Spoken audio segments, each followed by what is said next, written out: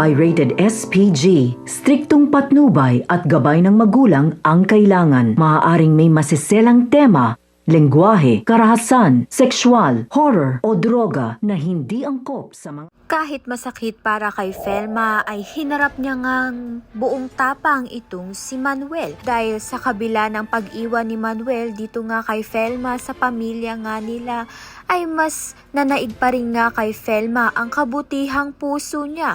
Dahil nang malaman nga niyang nabaril itong si Manuel ay labis nga ang pag-aalala niya. Mabuti na nga lang ay natawagan nga siya nito ni Jessica upang ibalita na bumuti na nga ang lagay nito ni Manuel. Subalit naging baldado nga itong si Manuel at dinala nga sa nursing home upang doon nga maalagaan dahil hindi na nga kaya ni Hazel at ni Jessica na alagaan nga itong si Manuel dahil nagtatrabaho naman nga itong si Hazel at nag-aaral nga itong si Jessica.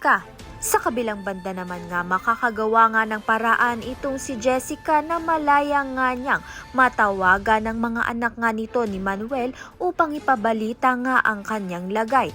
Dahil dito magiging masaya nga itong si Manuel dahil makakausap niya nga itong si Colleen, ang kanyang bunsong anak. Masaya rin naman nga itong si Colleen na makausap at makita niya itong si Manuel, ang kanyang ama, kahit na sa video call lang dahil nga hindi niya nga ito nakita at narinig ang boses simula pa nga lang ng pagkabata niya.